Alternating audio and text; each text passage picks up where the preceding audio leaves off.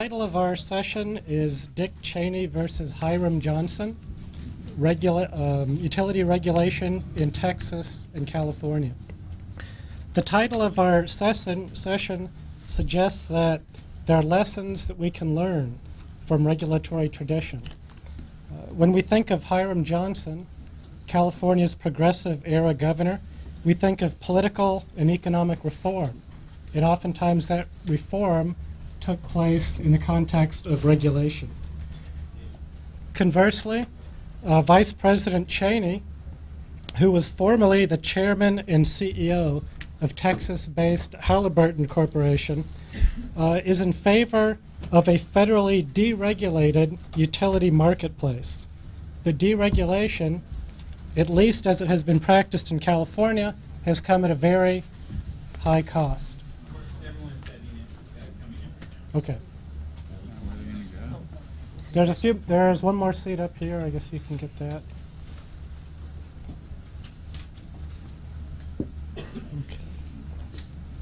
Okay. There are no more seats up here, so.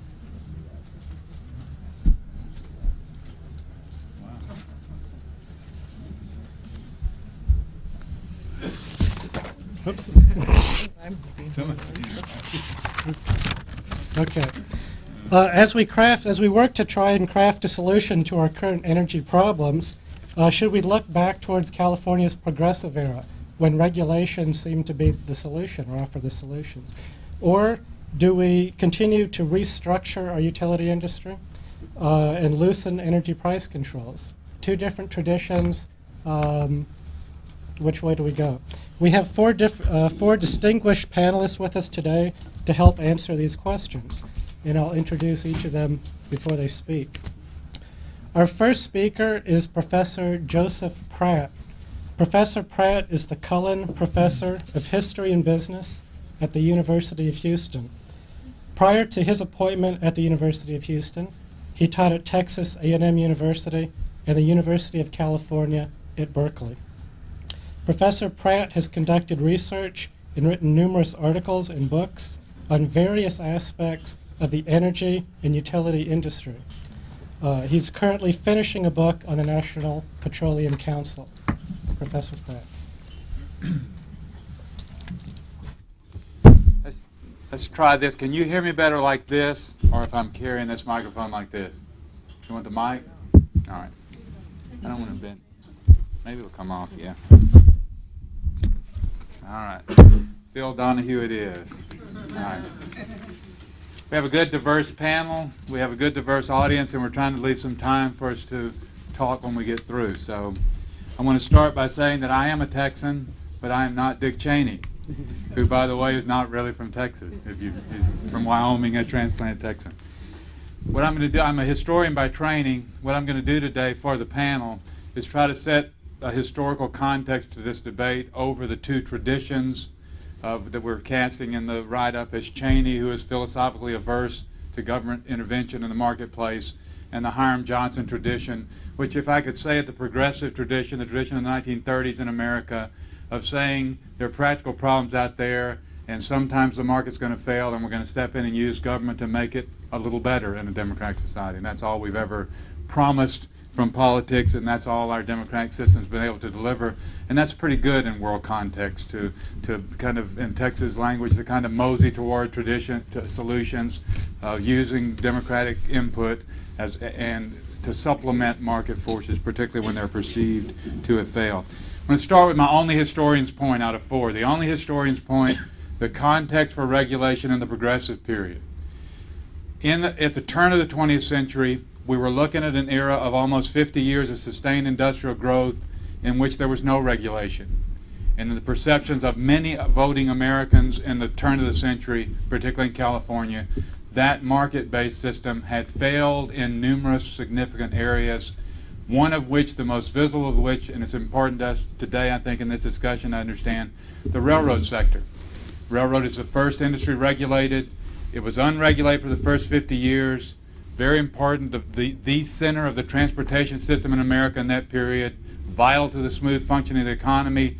And what we got out of that unfettered market was an overbuilt system to the big markets, underbuilt to the little markets, a system that was causing financial chaos in Wall Street, a system that was regularly abusing the smallest ratepayers at the expense of the large ratepayers, a system, in short, that many Americans who voted said, we can't stand this system as it is, we have to find a way to make it marginally better.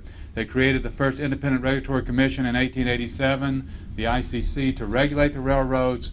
I think a useful point for the panel today, it took about 30 years from the 1880s to the 1920s to get a system in place that we could identify as a fairly efficient regulatory system. This transition from market-driven to regulated, or from regulated to market-driven and 100 years later, is bound to take longer than we want to sit and wait. We're not a patient society, but this is a 20, 25-year process you're talking about in historical time. I think the railroad debate, and I'll leave it at this, was also important for us today in talking about electricity. Were those citizens correct to say, this railroad industry is vital to the nation. We can't allow market failures. The smooth function of the economy will not allow us to let the railroad system alone and watch boom and bust in the railroad. And I think that's the same question that Hiram Johnson and friends in the turn of the century asked of the new electric utility system that was being built, and they answered resoundingly all over the nation and built a regulatory system from 1900 to the 1930s. No, electricity cannot be left to the free market alone. There are overriding societal imperatives that we have to regulate for. Among those, and particularly, the fact that electricity is vital to the rest of the economy. As we can see today, as you can see in California, we haven't experienced this yet in Texas. Without electricity or dependable electricity, we can have no factories that we can count on, we can have no computers, and my goodness, we can have no stereos to listen to CDs on. Some of these functions we think are vital. If it's vital and you believe that markets do fail, it lends kind of an imperative to at least look at the system and understand whether you want it to be left completely to market forces or you want to try to reach in and manage it. Okay. Second point, the system worked well for about 75 years. I think we could argue that as historians, but I think most Americans would say it met the load, which was the first obligation of the regulated system, to be sure that when you turned the switch, the electricity was there. It was designed to do that, first priority. Cheap or at least acceptable rates for about 75 years. Not particularly innovative, we think, looking back at it, but predictable and acceptable to most Americans. We had more important things to worry about once the electric system was kind of in a steady state, Hiram Johnson style regulation. That began to change in the 70s for all kind of reasons we'll talk around today in all the different sessions. I think if you wanted to list them, the big adjustment that we're still trying to make with deregulation of electricity involved the nuclear bubble of the 1970s and 80s, those vast expenses being driven through the system, and then having to figure out what to do about the nuclear investment. I think they involved adjustment to much higher environmental standards, long overdue but still difficult to accomplish. We asked the electric system to deal with that. The breakdown of the regulated system and the lower rates that it was delivering also reflects the growing price of all the energy forms used to make electricity, particularly oil and natural gas. But also for our panel today, it's important to note, also driving the change was a philosophical change. That is, people writing about regulation over time have identified the 1980s and 90s as what they call the economist hour, where the society starts to believe, and that partly with the decline of communism and a separate model out there, that markets do work over the long term if we'll just learn to leave them alone. There's a predisposition to believe that government will fail if we let it go after watching it for 75 years. There's a philosophical movement toward freer markets that creates a deregulatory motion in the society that comes to electricity last, having gone through the airlines, the natural gas industry, the telecommunication system, and finally comes to electricity last, I think because most of us understood the electric system was probably working at least as well as any of the other regulated industries, and electricity is probably most important to the functioning of a modern economy, and we're most afraid to try the markets in it.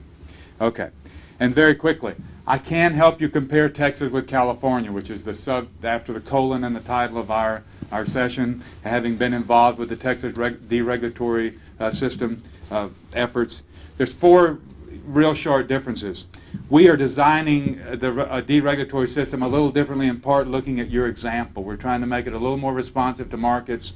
We're trying to encourage long-term contracts.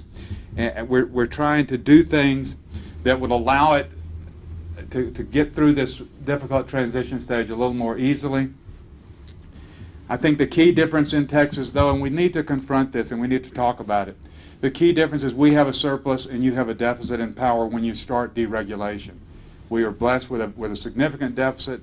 You are grappling with, underneath all this, with the difficulty of dealing with a shortage of power. Why is that true? As a Texan who passed through Berkeley and then back to Houston, it's real clear why we build partly and why you don't. Part of why we build is that in terms of we have natural gas that you don't have, cheap, good natural gas to fuel our new plants, and cleaner than most. But I think it comes to history. Texas is uglier than California. We haven't cared so much about environmental quality. That's just the truth. The difference in the law, the difference in the way we deal with environment and you do, night and day. You look at offshore Texas and look at offshore Santa Barbara and you understand the difference. Your beaches are a lot prettier than ours. It makes a difference. I think also Texas historically is poorer than California. My dad and my grandparents' generation in Texas cared a whole lot more about jobs than anything else, and we carry that tradition in our politics today. And when we talk about balance between economic growth and environmental quality, we err on the side of economic growth. It's Texas politics versus yours. And finally, the big oil and gas companies are much more important in our state and much more powerful politically. They do get what they need in Texas and what they want much more easily in California. I think, and finally, a final difference that's important to us to note, we're 5 years behind you in deregulation. I listened to one of your congressmen today said he saw an ad in a Texas newspaper yesterday or something that said you're going to get cheaper, more efficient, more innovative electric power, more electric companies. You had those ads in 1996, remember. We don't know what's going to happen in Texas yet. We're starting this process. And that's my final historian's point. If you want to compare Texas and California or even understand your world, check back in 15 or 20 years. These are historic transitions. You don't live with a system for 75 or 100 years and wake up in the morning and have a new system. When you move toward a market, you get uncertainty. That's what markets are. They're dynamic and they're uncertain. Regulated systems squeeze some of that out for good and bad. And that uncertainty leads to surprises and trying to deregulate. We'll see what Texas does.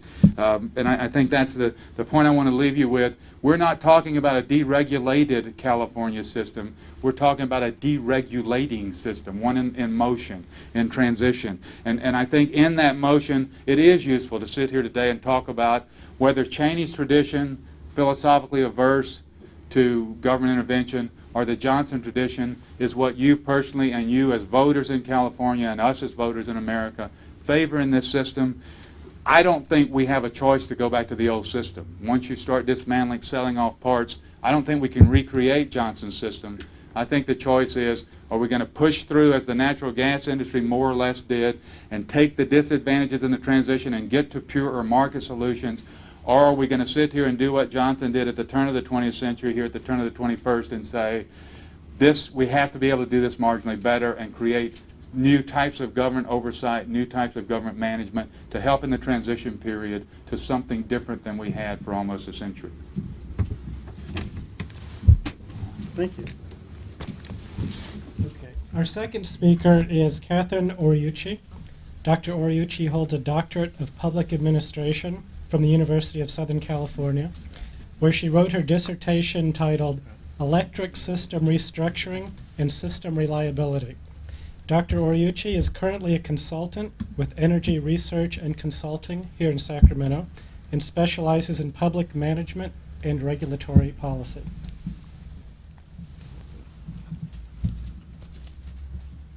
Everybody can hear me, right?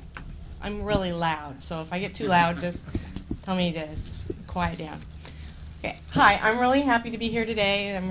Thank you so much for offering me this opportunity to talk to this large community of interested people. I have to say, when I started writing my dissertation, started doing the research for it some time ago, I was the only person at almost every single meeting who was not paid to be at those meetings. And everybody else was either working for a state agency or working for a special interest who had an idea of what they thought deregulation should look like. And anyone who's ever been to a SMUD board meeting in the last 5 years, almost all of them have nobody from the public, maybe one person from the Sacramento Bee. So the fact that everybody's interested now is a reflection mostly of the problems that have happened in California and that people have seen in their everyday life. And even though we've talked a lot about the blackouts this year, I would like to see a show of hands. How many of you were actually in a building that was blacked out this year? Actually in a building that was blacked out. Okay, so and more than one time. Anybody in a blackout more than one time? So we have like less than 10 people who were in a blackout more than one time, and then probably the majority of this room was never in a blackout, not for 1 hour, not all year. And I can remember in May, after the last set of blackouts happened, going around everybody saying, well, they never blacked me out. And yet I can't imagine how many man hours were spent in the last year talking about the blackouts.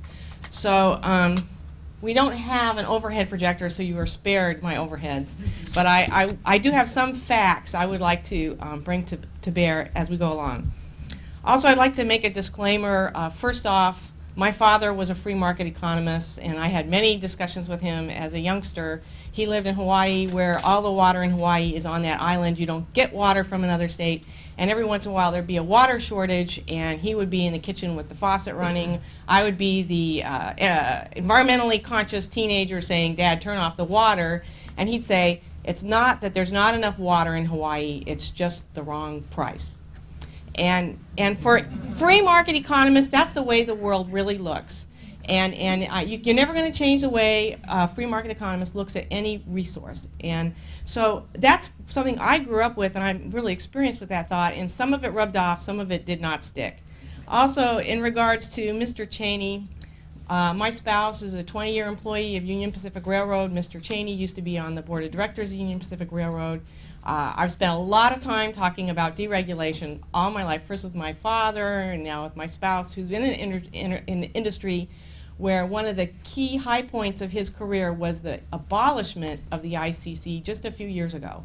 So an organization, a federal agency that was set up to monitor the octopus, as we like to call it here in California, was around for 100 years before they finally decided they just didn't need that particular thing around anymore. So be very careful when you decide you want to establish new regulatory agencies, because sometimes they have a persistence that long outlives the crisis environment in which they were created.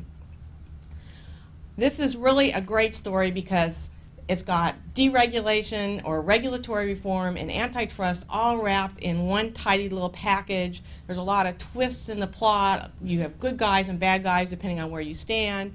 And for all you youngsters in the audience, at a time where we're talking a lot about job losses, there are plenty of jobs in this industry. And no matter what your ideological bent is, there is a job for you somewhere in the United States in the energy industry. These are some of the good things that come out of reduced regulatory controls.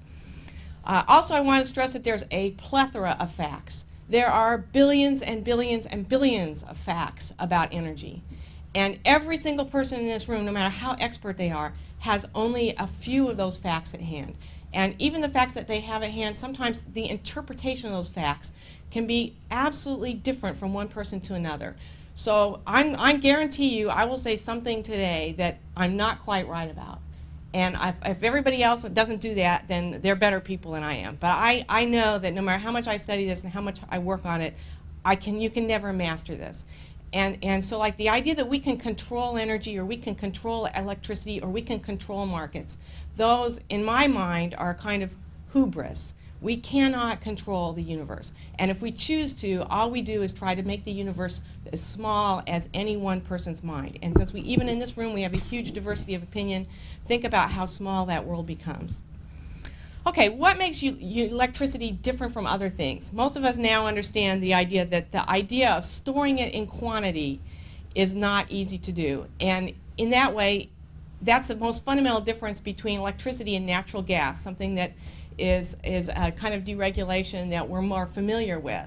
That even in natural gas, in the gas pipeline, because it's a gas, you can squash more and more of it into the pipeline that kind of evens out the amount of gas to deliver it to people at the right moment. Electricity has to be delivered at exactly the precise amount all the time to people, and there's a lot of overhead involved in creating that kind of a system. The other thing about electricity is there's a belief that everybody is entitled to some. We are not in agreement about how much you're entitled to. Are you entitled to a frost-free refrigerator? Are you entitled to one light bulb in every room? Or are you entitled to a 13-inch color television, or if you have a 27-inch color television? If you have a bigger or smaller family, does that entitle you to more electricity? We really haven't discussed this because although it isn't too cheap to meter, it's been pretty darn cheap, and we've had public goods programs that have allowed us to mitigate the cost to some people and according to how we feel at any given time. We do now have a standard, however, AB1X, which killed direct access and did a few other things. It put in there that the entitlement was 130% of baseline. Now, there was 2 days of discussion at the legislature just about what baseline was and what 130% was, and if I was an elected official, did that 130% mean that more than 50% of my last election voters were below that amount? And there was literally a whole scurrying around trying to figure out for each legislator how much of their district met that magic target of 130% of baseline or below. And one of the corollary effects of that is we now have a major process in place at the PUC redefining the baseline. And I assume that out of the result of that, which I don't know when it's going to happen, it might go up some in certain areas to make sure that that target is met. That's just, I mean, that's just a political cynicism in myself. Okay, think about regulation and what we really wanted in the first place, especially electric regulation. Electricity was a brand new invention, and there was the idea of creating a market for it, and was expensive, capital intensive to build these plants. So you had Samuel Insull, who was originally the secretary to Thomas Edison and then ran a big electric firm himself, talking to other people who wanted to promote electricity about the idea of using regulation as a tool to help guarantee their access to capital markets, guarantee that they could get the stuff built and could guarantee a rate of return so that they could go out and borrow all this money. So in some ways, they brought regulation into the industry in order to help them fund the industry in the first place. And a really famous book on the TVA, where, by the way, S. David Freeman came from, among other places, talks about how regulators and utilities or industries they regulate often become co-conspirators against the consumer, and that's where the term co-opting came from. Co-optation is the idea that the regulators sit down with the public utility commissioners and they all decide what's best for the consumer, and it may not actually be what's best for the consumer. But you're out of the loop a lot of times if you're just a consumer, because you got to sit around all day and sometimes get invited to meetings that are closed door in order to participate in this process. So that's why there's things like the Office of Ratepayer Advocate out of the Public Utility Commission, because even though the Public Utility Commission is supposed to be there to protect the consumer from the evil companies, in fact, it's not that simple. So you have all these complicating factors in terms of making the public interests met in a regulated environment, which is why some people feel like there should be less regulation, because then you have people deciding for themselves what they want. Okay, regulation does not go away usually, but it tends to be increased or decreased over time depending on circumstances. Electric deregulation is really a multifaceted thing that's taking many, many, many years. As they pointed out, it started back in the 70s after the, what was that called? The Arab oil embargo. And after that came the idea that you could have independent power producers sell power to the utilities. That's why 30% of California's electricity comes from qualified facilities instead of the utilities. Before the utilities could build more power on their own, they basically had to say, what somebody mentioned in the last session, the standard offers. They had to say, well, it's going to cost me this much money to build another power plant. Is there somebody else out there who can build it for about that price? Then we won't build it. And that's why we didn't have a lot of big plant building going on in California. The other reason we didn't have a lot of big plant building going on in California is you have the opportunity to leverage the whole western United States. It's not just a standalone state, unlike Texas. It's very different in that regard. Now, I often call it not Economics 101, but we have to go to Economics 102 to understand a lot of the things that people talk about in energy. And the reason why it is because a lot of these ideas are counterintuitive. And you need to take ideas you hear from economists and then try them out in your everyday life, because you're not going to agree with them right off the top, and maybe you're right or wrong, because of course the real world never models models. Models are real fun, they're interesting, they take out a lot of complicating factors, but sometimes life works like that and sometimes it doesn't, because the world is full of real people who don't necessarily do what the models tell them to do. It doesn't mean that models aren't valuable and we can't learn from them. It's just important to understand the difference. Okay, so the idea in electricity is, what is the right price? Does the price cover just the fixed costs, cover the marginal costs, cover the value of the product to the consumer?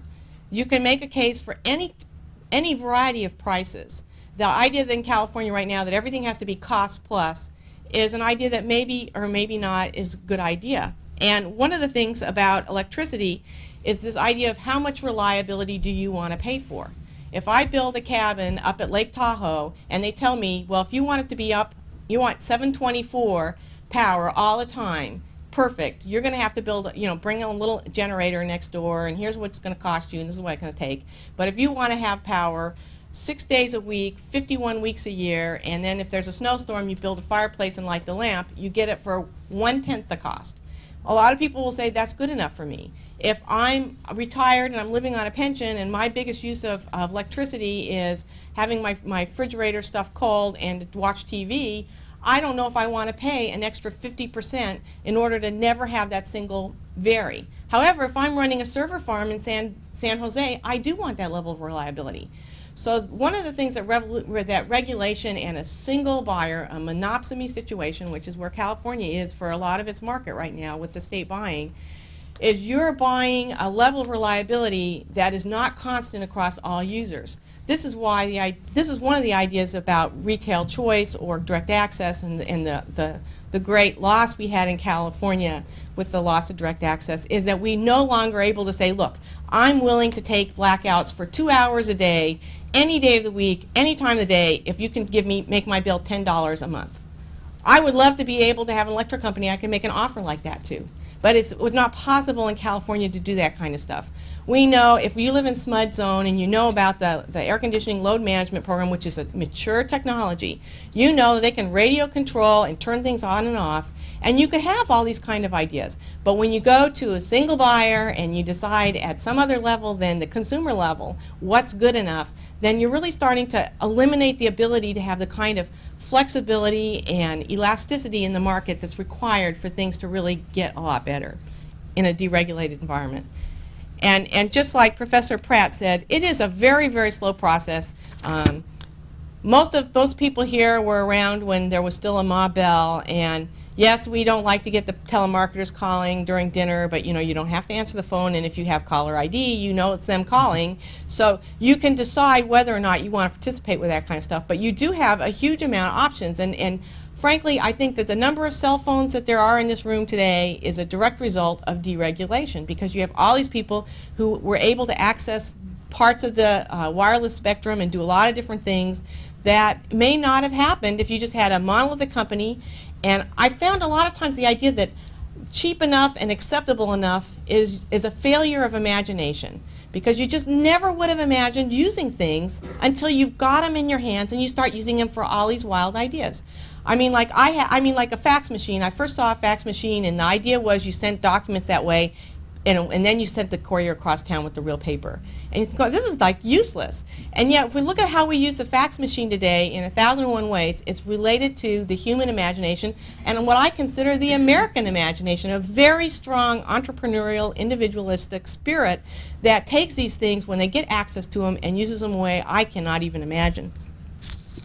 Okay, if deregulation is so great, what went wrong in California? I think it can be great or it can be bad, but things didn't go well in California. I think we all agree to that. I think one of the biggest problems was we decided that we needed, number one, to control the market, and number two, we had to have a California-only solution. California is not a separate nation. California is one of 50 states. We are guided first by the Constitution, and then the Bill of Rights, and then by a wide body of laws. We have our own California Constitution, but we're not an island. And California has leveraged, like I said before, the ability to bring power in from other states where it's ugly there already, other states where they want the jobs really bad, other states where there aren't 31 million people, so even when you try to be as good as you can't help but make the place a little bit dirtier. If you're out in the desert states of the West, where 50, 60, or 70% of the land is state or federal owned, there's not a lot of people out there, driving their cars. As we know, car driving is a major polluter in the Sacramento area and a lot of others. So you have the ability to leverage off the strengths of those states to create power that's cheaper for our states. I'm sure you'll hear many things today about the wonders of LADWP. One of the many wonders of LADWP is it has the biggest dependence on coal of any of the utilities in California, because it has a part of an ownership of a major coal plant in the West that provides it a not a trivial portion of its power at a very, very cheap rate. LADWP also has access to a big hunk of power from the Hoover Dam in Nevada. Now we know that used to be the old renewable. Hydropower was the old clean renewable power, and when we put in those fish ladders back in the 60s and 70s, we thought that solved the fish problem. We now know that that did not solve the problem, and now we're talking about actually removing dams because of the environmental impacts. I think it really takes a long time to say, well, what are the impacts and what are the prices we want to pay for things? And these are part of the complicating factors that I'm sure, as they said, in another 2 years, there'll be a very much smaller crowd that will sit and debate, the new emerging technologies of that time, and reviewing things like why we don't build wind farms in the migratory bird paths anymore. Okay, California-only public policy makes energy more expensive. Because we refuse to cooperate with other states, I believe we caused the price of power to rise all over the western United States, and we did not make any friends with those people in other states, and we really need their friendship.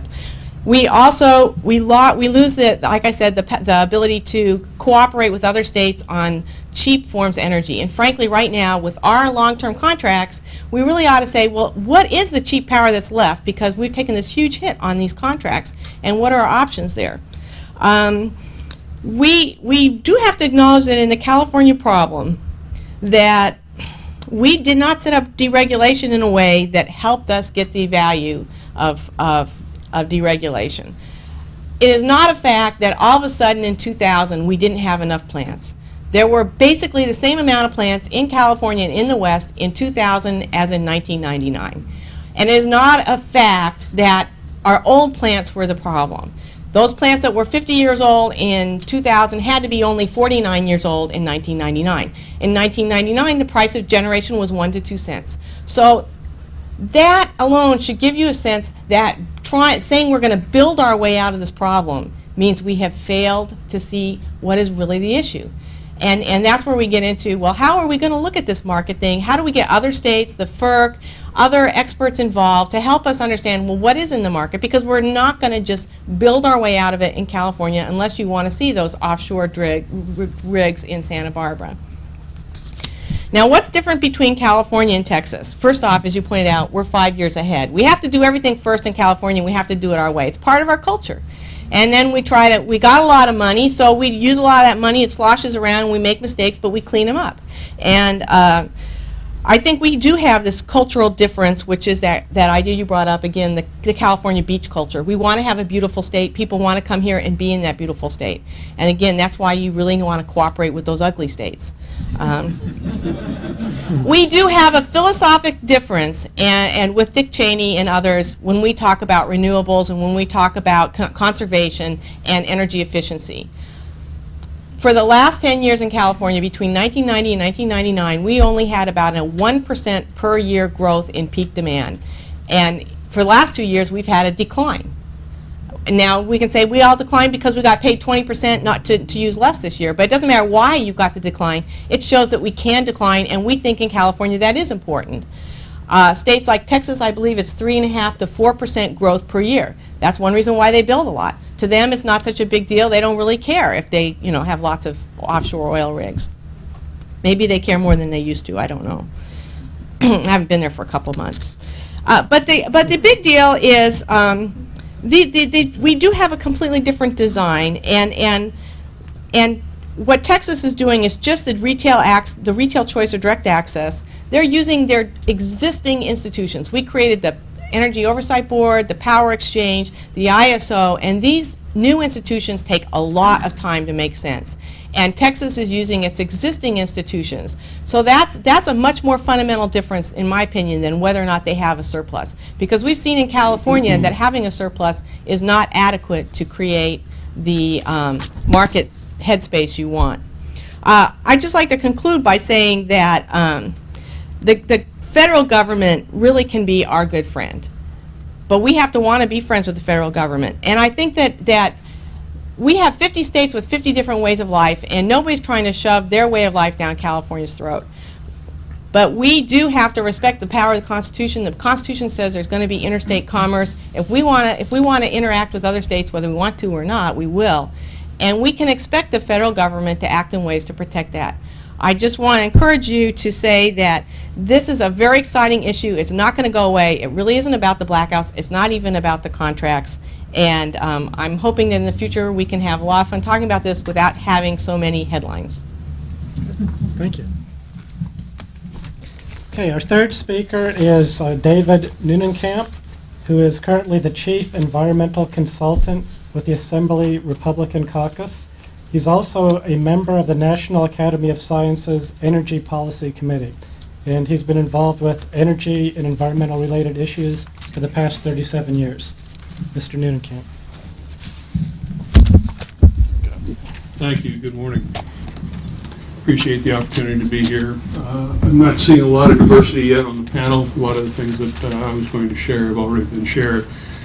I would make an observation and wonder if there's any solace or any meaning in the fact that California's #1 currently watched asset hit his 70th home run in Enron Park. Portion has been lost in California, and I think that's part of the underlying problem with the energy crisis as we saw it. Mathematicians use proportion as a basis to try to develop ratios. And yet, if you look at California and its need for energy and its desire for pristine environment, there's no balance. And that ratio has been ignored and been ignored for a number of years. And as a consequence, we did not put the resources into the power plants. You look at the Energy Commission and the dual role that they have to look at conservation, but also to be responsible for providing power to all the Californians. And we went for years looking at conservation numbers and generating a set of values that said we didn't need to build power plants. We did. The fact that we've had one person say that the growth has not been there, it has. And if you look at it, it's been about 1.7 to 4% to California over the last 10 years. We didn't match that. We borrowed. You shut down gas. You have a water failure in terms of generation of water and a electricity supply issue. And we're in the box, and we were in it big and deep. Then we look at the way we chose to restructure. And it wasn't the crafting of the legislation, but it was the implementation of the legislation. We put a program in place that was based on some models that really had the potential to work. And yet we had an independent agency make two decisions, PUC, make two decisions about how to implement the program. Number one, you must divest of all of your generation. That wasn't required by the law. That was the choice. That was the decision made by the PUC. And while you do that, by the way, you cannot engage in long-term contracts to protect your price base.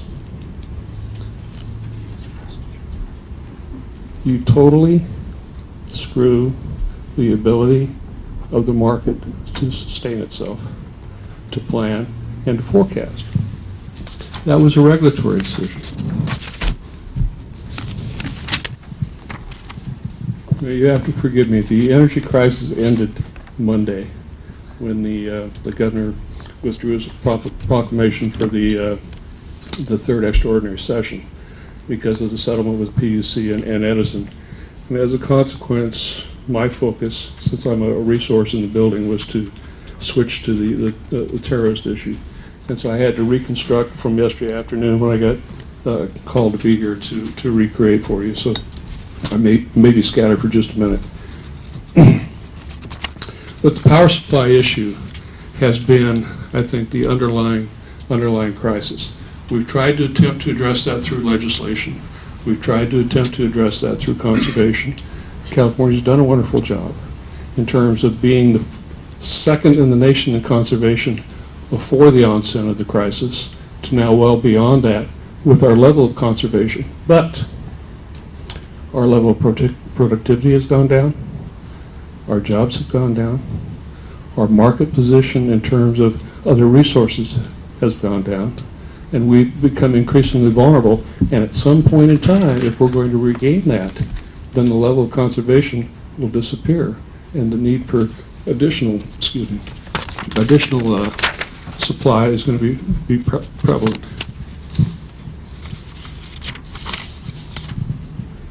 The persistence of errors that we've manifested through this legislative session, I think, are going to haunt us for a period of time. The lack of direct access or the removal of direct access, a number of people have addressed as a major player.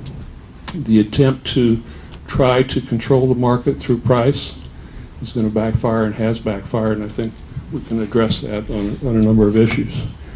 The fact that we have yet developed a uniform environmental statute which allows us to prioritize resources puts us in a box of not being able to respond to an energy crisis or the next real crisis, which is water. Those things set the stage for a long-term perpetuation of these sets of issues. And I think at that point, if we go to the historic perspective, it would be beneficial. Okay, thank you. Our final speaker today is Mr. Steve Larson. Mr. Larson is the Executive Director of the California Energy Commission, California's principal energy planning organization. He's responsible for implementation and program direction of the Energy Commission and its 450-plus staff. Prior to his current assignment, Mr. Larson served as a chief consultant to the Senate Committee on Public Utilities and Corporations, and he was a staff director for the Senate Finance Committee. Mr. Larson. Well, I think we're on the verge of provocation here, and just listening to the last speaker. But also, I must be the oldest person at the dais because I'm going to stay seated so I can see my notes and see if I can make a contribution here. In looking at the subject matter, which we've all varied for, except for the good doctor from Texas, varied from, I'm going to vary from it too, but I do think it's interesting to note. I mean, I agree with the others that certainly Dick Cheney was a man who would maximize the free market if he had a chance. Hiram Johnson, of course, was the governor who created the utility regulatory framework that we use here in California, and he believed that it was very important that a product such as electricity needed to be regulated by the government. You look at the contrast between those two ideas, and you have to ask yourself, where do we stand today, Cheney or Johnson? And of course, neither one of them really fits the bill at this point. It's something else. And the question is, what is it? And I want to tell you, I'm not sure. I don't know. And I know one thing, it's not finished. We don't know what the structure is going to look like in California. I thought to sort of explore that idea a bit and to sort of see if there's some way we can get a view of what the future may hold. I want to talk a little bit about my experiences during the last 18 months as executive director of the Energy Commission. It mostly is from the perspective, sort of the political perspective, and my observations concerning the way, the types of decisions that were made, and how, to some extent, how it came about. First, you need to know where we start from, and certainly we start from deregulation, but actually the problem, the energy crisis, really did surface as a real political problem in April and May of 2000, when the extremely high retail prices descended on San Diego consumers, citizens, and perhaps most significantly voters. And that was soon followed in the rest of the state by very high wholesale prices that couldn't be passed on to consumers, that the utilities were responsible for through deregulation statute. The first action by the state was really to appeal to the Federal Energy Regulatory Commission based on their responsibilities to look at reasonable prices and to enter a scene where unreasonable prices existed. The results weren't very satisfying. They tended to ignore where California was coming from. Since that time, there have been almost 200 separate filings at the Federal Energy Regulatory Commission, both in the area of natural gas and in the area of electricity. Pretty much the same reaction has been the case throughout all of those filings. The crisis, I think, then became visible, or perhaps that's a misuse of the word, sort of invisible, because the first thing that really happened that struck everyone were blackouts. Actually, the first state blackout was in San Francisco and was a regional blackout, as most of them are when they occur. They happen they really only need a certain number of megawatts, so you don't have to black out the entire state. It's really only a certain area. And in San Francisco's case, there are very special technical issues related to voltage levels. And by not blacking out San Francisco or the Bay Area at that time, you could have caused a cascade into the rest of California and the rest of the West, as had occurred in at other times. But it certainly set the pace. Certainly everyone noticed what had happened. Also about that time, gas prices began to rapidly escalate, and they reached their peaks in December and January of this year. Many people confused their bills. They thought that they were electricity bills because we've been talking a lot about the electricity crisis, and actually it was natural gas prices that were causing very high retail bills at that time, because still at that time in the north and in the with the private utilities, you couldn't pass the rates through to the consumers. But it was certainly, whatever the cause, was enough to get the focus of everyone. Also then, about that time, it became pretty clear that the utilities were on the verge of collapse because they couldn't pass the prices through. And eventually, and within a few months, of course, PG&E did go bankrupt. There were actually also natural gas shortages that occurred in the south, and to the point where generators had to use oil, which was, there are only 4 plants in California that can still change to oil. All the rest are generating facilities, are big generating facilities, or natural gas plants. This is good, and it is bad. Good for the environment to have that reliance on that single source of energy to run generating facilities may not be altogether wise. It has to be evaluated.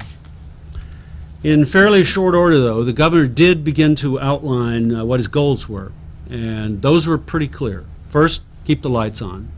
And believe it or not, that was not a clear-cut, easy decision, because if you did permit blackouts, it had effects on peak use of energy. It had certain things that it could accomplish. It had effects on prices. But the governor was really very clear about that. That was the one thing that was not going to happen if he could do anything about it, and that was the lights had to stay on. Also connected to that, but really a little bit separate, another goal became very clear, was to have the least effect possible on the economy. The economy was already recognized as a bit shaky, and if the energy crisis ran rampant, you would have a very serious effect on the economy. And finally, of course, and perhaps the most difficult, was to keep the rates to consumers as low as possible. And this still hasn't been fully resolved. And we're still seeing signs of it in the day-to-day press reports about activities by the Public Utilities Commission. Now, what were the strategies for achieving these goals? It took a little longer to develop those and to flesh them out and to implement them, but they certainly were there. First and foremost, well, not foremost, but they're all very important, but first was, again, right away, an accelerated federal effort. Back to the FERC. Again, not much of a response. The governor appealed directly to the president, at that time Clinton, and it was in a transition period. The federal government still wasn't very responsive to California's needs. However, during the crisis, in order to avoid blackouts, the federal government ordered Bonneville Power to send power during crisis periods to California. Now, we have contracts, the state has contracts, the utilities had contracts with Bonneville Power and other Western Power, public power agencies, but this was in addition to the normal contracts, and it certainly saved the day in many cases last summer. When President Bush took office, I don't think the situation had changed in request to him. There seemed to be strange sort of reactions, such as Cheney, the vice president, talking about what we really needed to do was to develop oil supplies in Alaska, as if that would have much to do with what happens in California. But there was sort of a disconnect. It was as if people didn't understand California very well. I think that actually was the case. There were other actions eventually that I'll mention later on that the federal government under President Bush did that were really quite helpful. The next strategy was really through the executive orders of the governor and through legislation, a move to accelerate the siting process. Now, contrary to what's been said, the Energy Commission really has always said that there was a need for generation, and all through the deregulation period and afterward, the Energy Commission was reporting that we needed more power plants in California. But remember, it was a deregulated market, and prices in energy were fairly low, and there was no real incentive for the generators to come in and begin to build power plants. What was set as a goal was 5,000 megawatts, hopefully to be online by the end of the summer in 2001. These were hard, as we called them, iron on the ground types of megawatts. And there was a new process established to do that at the Energy Commission. There was two statutory efforts, one a 4-month, another a 6-month process. The normal process was 12 months for generating facilities. And then, of course, there was an executive order that established a 21-day process. And that 21-day process was aimed at getting peaking power plants online very quickly. Also, as part of these executive orders, the governor reminded everyone that really the responsibility to get this on the ground was first order, but also the environment had to be protected as much as possible. And this was particularly significant in terms of air. It meant that there were, as we went through the processes of beginning to site and build power plants, peaking power plants in particular, there were conflicts with the local air boards. And through, I think, a very diligent effort by the part of the state and the local air boards, most of these conflicts were resolved in a timely fashion, often to the benefit of the environment, because though some of these peaker plants may not have air emission facilities on them this year, they're required to next year. And so there were compromises made here that I think in the end will benefit the state a great deal. Also, there was the creation of the Power Authority. Its functions are just really the authorities being implemented. But I think the basic motive of the legislature and the administration was really to create an insurance policy, if possible, to try to provide a way in which the state could enter the scene and provide power in one form or another, because it's not just given the responsibility for hard iron on the ground sorts of generation, but also for renewables and also for conservation programs through a $5 billion bonding program. Well, were we successful in this particular effort? As of now, about 3,000 megawatts are on the ground that weren't last year. There's probably going to be another 1,000 megawatts by the end of the year. So I think you can say that we were reasonably successful, not perhaps as much as we tried to accomplish, but it was a reasonable achievement in a very short period of time. Another really important strategy was the conservation and efficiency efforts. There a goal was set of about 6,000 megawatts of savings.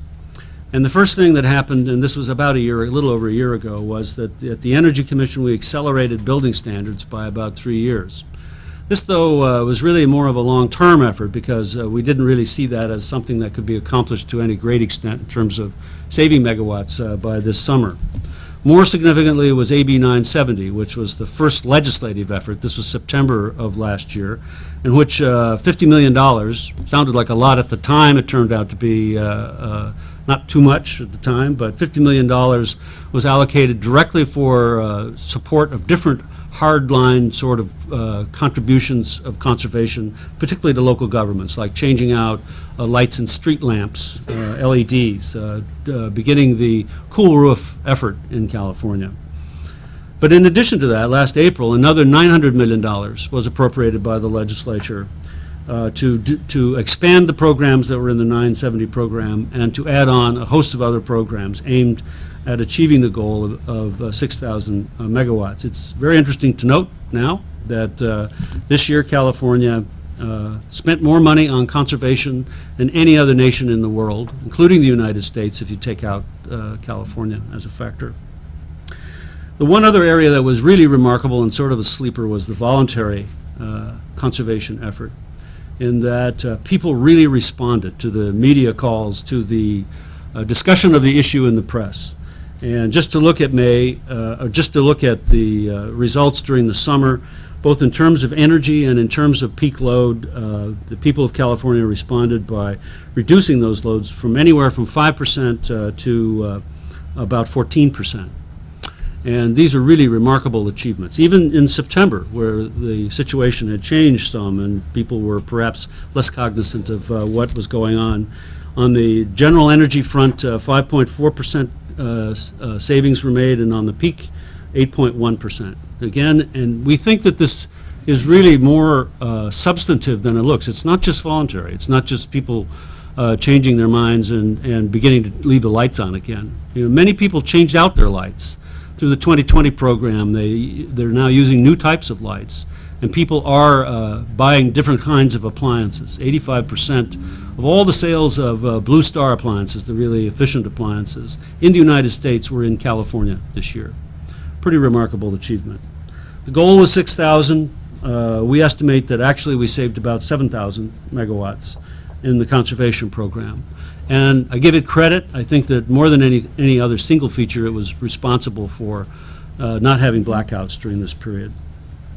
Of course, the other strategy was the market. This was one that I think the government was forced into, felt forced into. Certainly the governor had no interest in ending up buying power. He'd much rather spend his time talking about education than energy, and he really did not like the idea of being forced into the marketplace. But in the end, there seemed to be no other place where anybody could go. And in January, he ordered the Department of Water and Power, or the Department of Water Resources, to enter into buying and selling of electricity. That was really tough. And at the same time, remember, this was a time when the price of electricity was about $300, averaged about $300 per megawatt hour. Sometimes there were peaks in excess of $1,000 per megawatt hour, when it only cost about $30 at the most per megawatt hour. And so the state was forced into negotiating contracts, and I think there's substantial criticism of some of those contracts.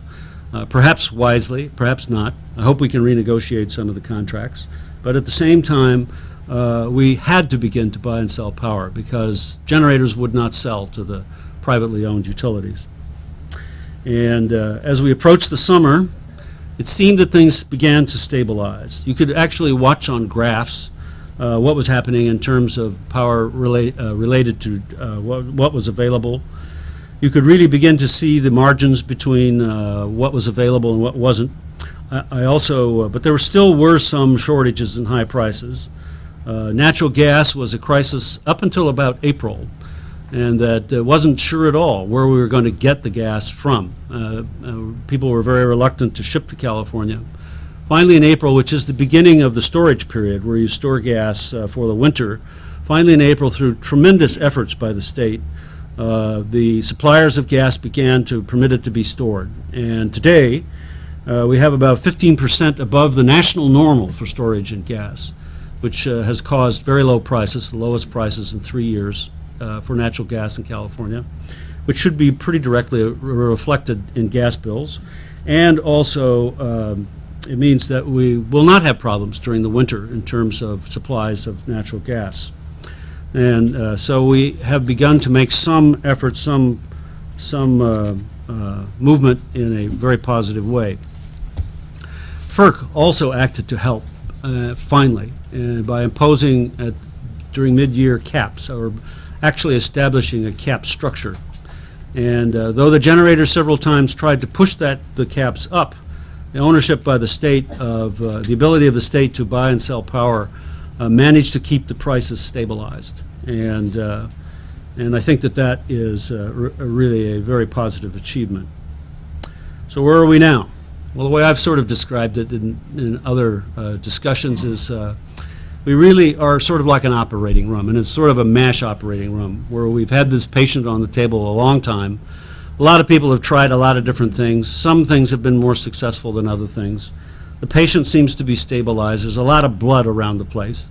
Everybody's sort of trying to decide, how do you make a life for this patient in the future? What do you do? And what we're going to do is we're going to have a new system. I don't know what it's going to look like, but some elements are out there. We have to maintain the momentum. We have to make sure that the CEC continues to, that power plants, hardline generation are approved. So far, we have approved about 11,000 megawatts of energy. There's another 1,000 that will be approved by the end of the year. All of that will be online by 2003.